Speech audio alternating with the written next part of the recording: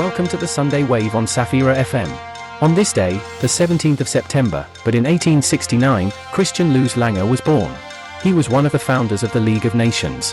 In 1921, he shared the Nobel Peace Prize with the Swede, Hjalmar Branting. In 1374, King Louis of Hungary granted the privilege of cochise to the Polish nobility. Meanwhile, in 1446, Casimir Jagiellon, King of Poland, and Grand Duke of Lithuania, issued a decree equalizing Polish and Lithuanian rights and relations. News flash. Today at St. Paul of Tarsus Old Catholic Parish in Warsaw, the main teaching revolved around judging others, mercy, and tolerance. Relying on the Gospel according to Matthew and the letter to the Romans, it was emphasized that final judgment belongs only to God. In the context of modern conflicts and differences, these teachings serve as an encouragement to live in peace and harmony. Father Witold Augustine called for cultivating openness, tolerance, and acceptance, which can lead to a deeper and authentic faith. From today's Roman Catholic lectionary, Father Bernardetto di Bitonto analyzes the New Testament parable of the merciful king, in which Jesus answers Peter's question about the limits of forgiveness. The clergyman highlights Jesus' innovative approach, presenting the kingdom of heaven as a reality based on God's boundless mercy, and emphasizes the role of Christians as priests, prophets, and kings, who are to emulate God's mercy in their lives. Yesterday, in the Archdiocese of Lodz, 2-year-long parish synods were inaugurated to implement the resolutions of the Fourth Archdiocesan Synod. Cardinal Grzegorz Rys emphasized the importance of the foundation of faith and encouraged intensive work in the parishes. The former president of the Russian Union of Evangelical Christians Baptists, SEPCO, is one of the few Russian religious leaders who have publicly condemned the war in Ukraine. In August, he was accused by Russian authorities of spreading false information and fled the country. SEPCO criticizes his clerical friends for their silence on the war, seeing it as a betrayal.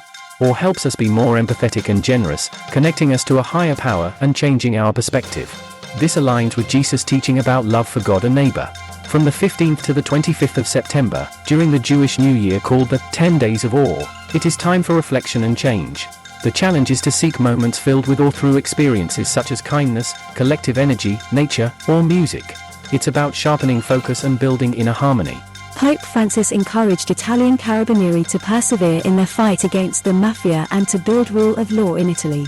On the 80th anniversary of the death of Salvador Quisto, a hero of the Corps, the Pope defined the significance of his sacrifice as imitating Jesus. €673 million. That's how much dioceses, religious orders, and international Catholic aid organizations in Germany spent last year on pastoral, social, and development projects. This is according to a report from the German Bishops' Conference on Contacts with the Universal Church. In a new book titled The Doctrine of Good Deeds, the authors argue that good deeds are not just the effect but a necessary element of authentic Christian life.